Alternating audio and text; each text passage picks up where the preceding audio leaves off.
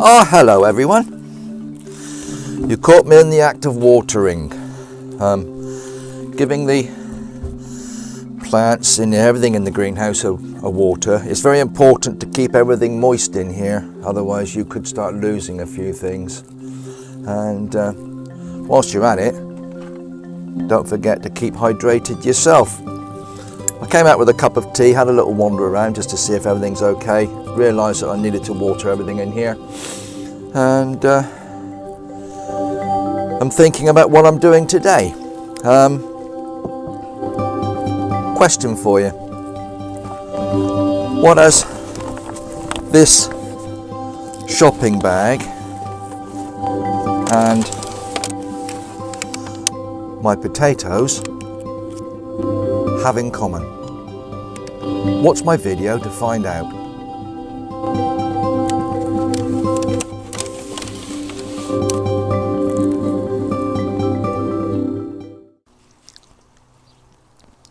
Right, well today I really needed to start putting my potatoes in, and as I said previously, I'm putting mine in tubs and containers and pots. I'm not putting them in the ground. Several reasons.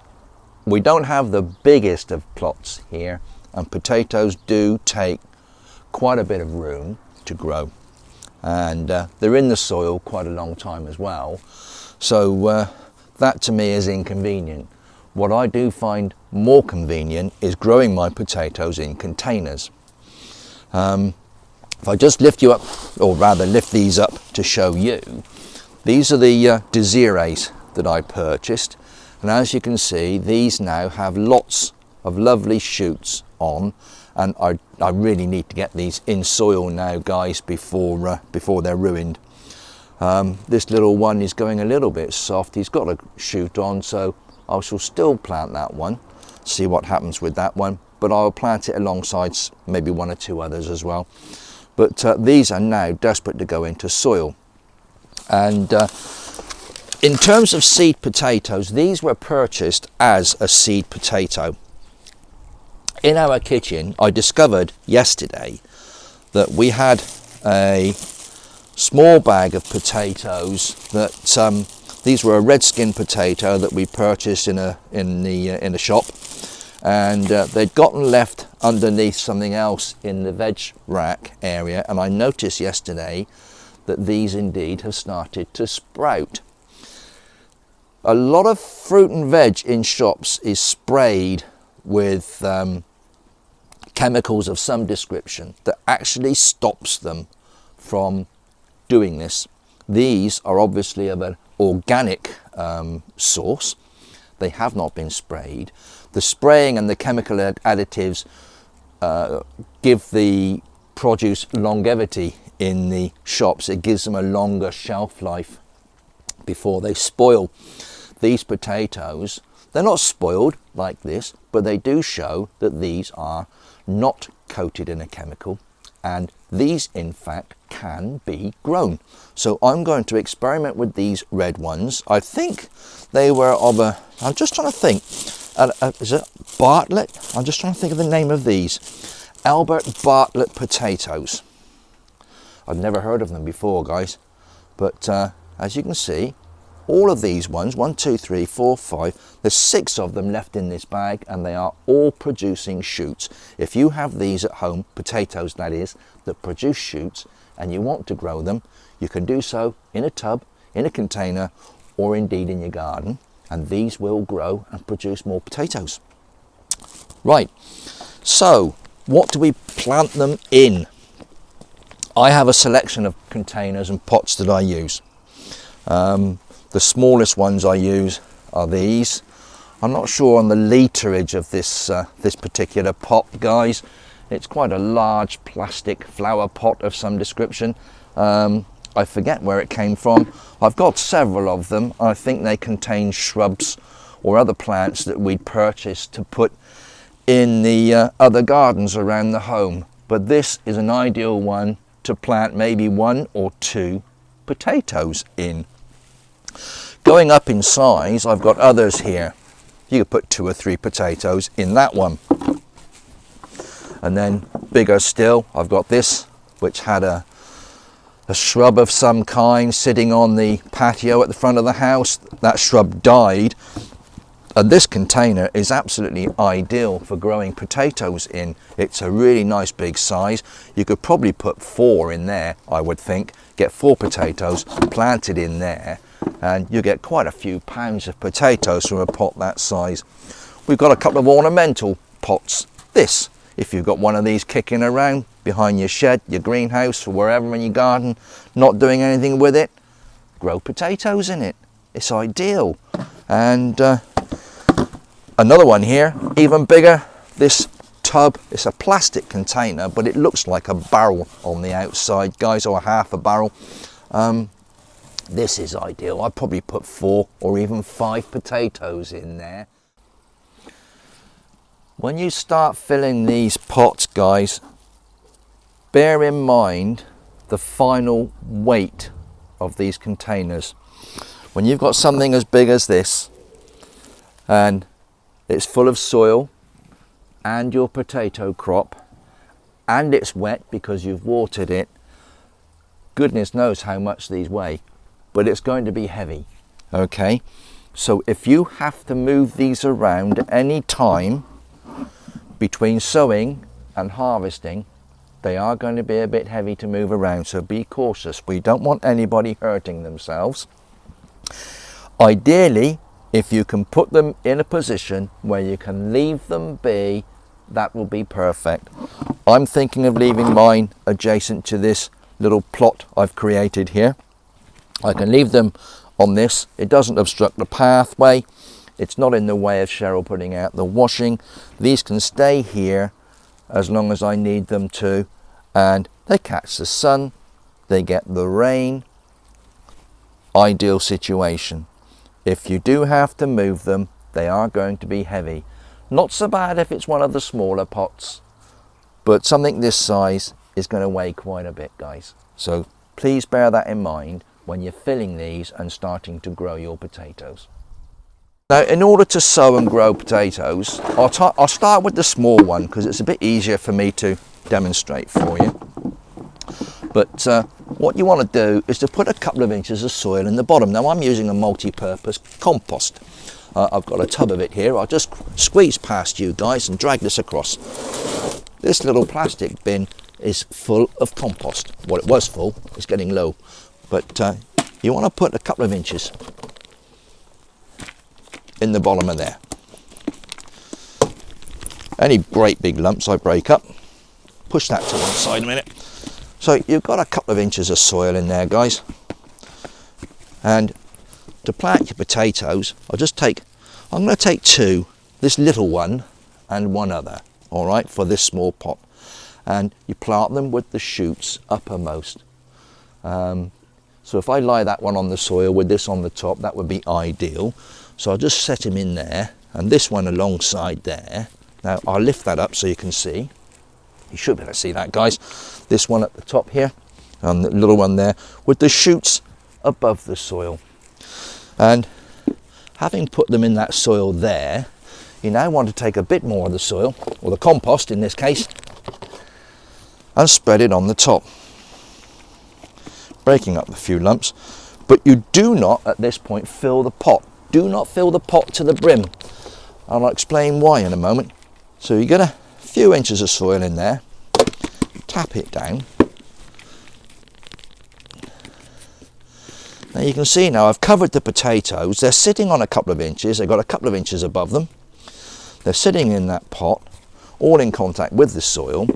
And always important to water everything, guys. I've got the rose on here, so it makes it a little bit messy, but there you go, a good watering.